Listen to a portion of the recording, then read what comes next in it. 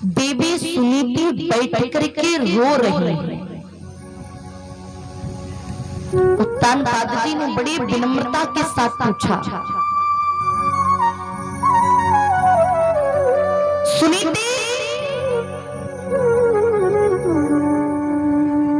तुम्हारा रोने का कारण क्या है? क्योंकि याद रखिएगा, कल भी निवेदन किया था और आज पुनः निवेदन कर रही हूं। जो बड़ी घर की और मर्यादित घर की जो बहुएं और बेटियां होती है ना, वो ना तो गैर मतलब रोती है और ना ही बिना मतलब हंसती है। उत्तान पाद जी ने पूछा, सुनीति तुम्हारी रोने का कारण क्या है? क्या किसी ने तुम्हारा अपमान कर दिया या किसी ने तुमसे कुछ कहा? क्योंकि व्यक्ति हमेशा दो बातों पर ही रोता है, या तो व्यक्ति को कोई बात लग जाए या फिर कोई रोग लग जाए, तभी व्यक्ति रोता है, अन्यथा तीसरी बार कभी व्यक्ति नहीं रोता। या तो बात या फिर रोग। सुनीति की रोग है या कोई बात है? प्यारे धन्य है ये भारत सनातन धर्म की भूमि। सुनीति जी ने बड़ी गंभीरता के साथ कहा, महाराज ना कोई बात है ना कोई रोग है,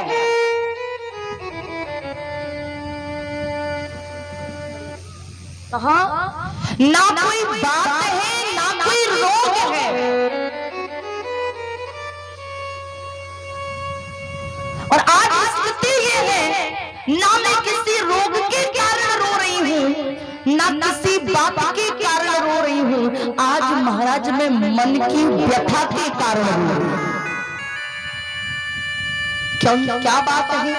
देवी सुनीति ने कहा, महाराज एक स्त्री का जीवन, एक नारी का जीवन तब तक अधूरा रहता है। माताओं ध्यान से सुनिएगा, एक बेटी का जीवन, एक स्त्री का जीवन, एक पत्नी का जीवन, एक अर्धांगिनी का जीवन तब तक अधूरा माना जाता है जब तक वो स्त्री, जब तक वो बेटी, जब तक वो पत्नी मां नहीं बन जाती, तब तक एक स्त्री का जीवन अधूरा माना जाता है।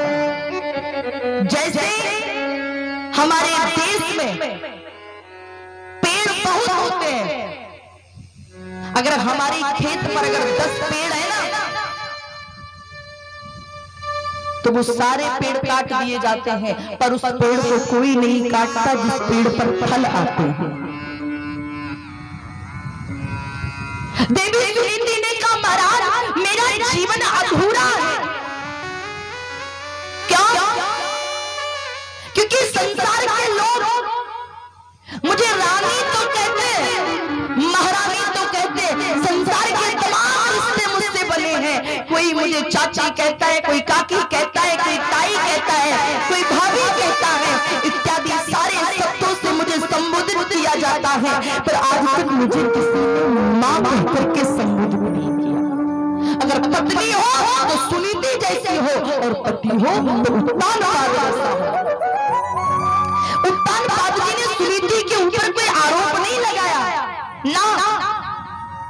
उत्तान पाद जी ने बड़े गंभीर शब्दों में कहा, हो सकता है सुनीति संतान सुख हमारे भाग्य में है, परंतु देवी सुनीति जी ने दोनों हाथ को जोड़ करके कहा, महाराज हमारा वेद हमें आदेश देता है, शास्त्र हमें आदेश देता है, अगर संतान प्राप्ति नहीं है तो किसी विकट परिस्थिति में एक पति दूसरी को ब्याह सकता है। कब जब घर में कोई संतान ना हो, अपने कुल के वंश को बढ़ाने के लिए ये कदम उठाया जा सकता है। सुनीति ने कहा, महाराज आपने कहा कि भाग्य में नहीं है, पर हो सकता है कदाचित आपके भाग्य में हो, क्या पता मेरे ही भाग्य में ना हो। क्यों? क्योंकि महाराज अरे चिट्ठियां होती तो महाराज बोल चिट्ठियां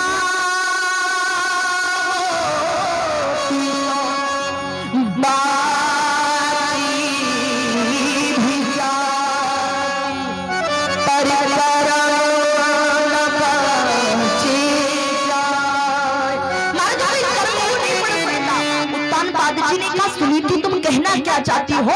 सुनीति के टप-टप आंखों से आंसू निकल पड़े। महाराज निवेदन करना चाहती हूँ ये है त्याग, क्योंकि प्रेम का मतलब क्या जी? प्रेम का मतलब केवल पाना नहीं होता। आजकल बहुत से लोग प्रेम जैसे पावन शब्द का अपमान करते हैं, बड़ा कष्ट होता है। प्रेम का मतलब पाना नहीं होता, प्रेम का नाम ही दूसरा नाम त्याग है। ये धन्य है सुनीति जी। सुनीति जी ने दोनों हाथ जोड़ करके कहा महाराज शायद आप भूल सकते हो, पर मुझे वो दिल भी याद है, मुझे वो तिथि भी याद है, मुझे वो घड़ी भी याद है, मुझे वो समय भी याद है, मुझे वो परिस्थिति भी याद है। अरे उस वक्त की मुझे एक एक घटना, एक एक शब्द मुझे आज याद है महाराज।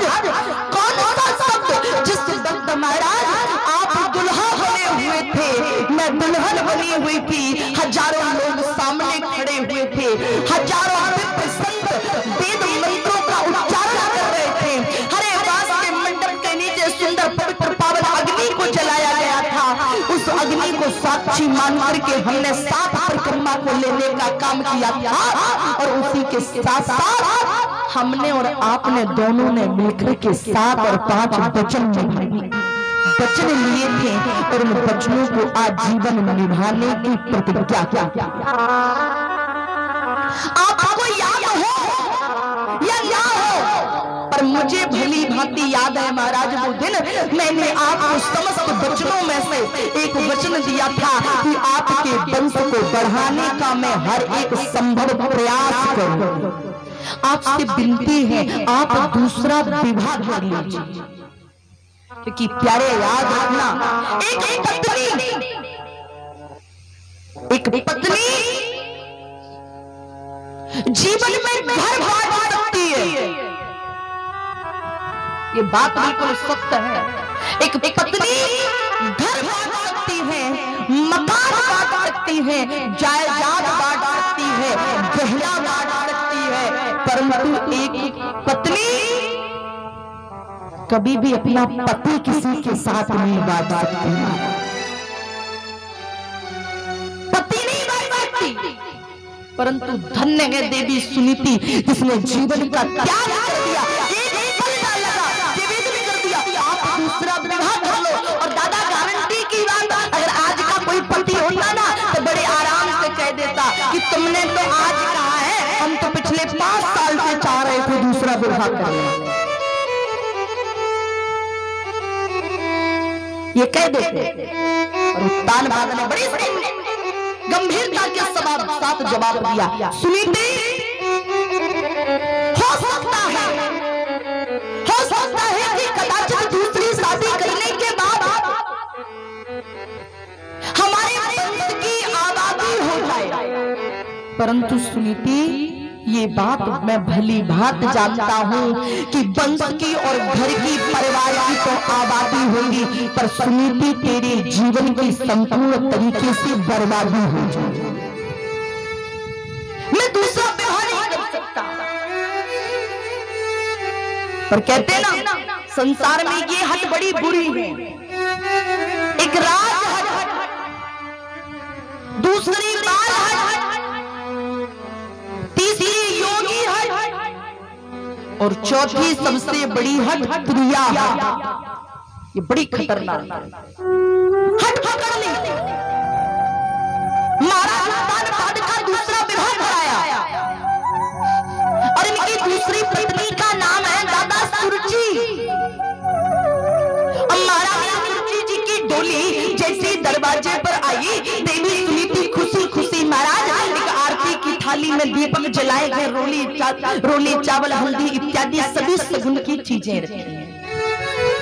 जैसे ही दरवाजे पर पहुंची, सुरची ने डोली से कदम उतारा, सामने खड़ी 16 श्रृंगार किए। तो सुनीति को देखा तो सुरची बोल पड़ी, मैं निवेदन करना चाहती हूँ, जो सुरची है ना वो केवल बाहर से देखने में सुंदर है, ए हो दादा भीतर से सुंदर नहीं है। और निवेदन करना चाहती हूँ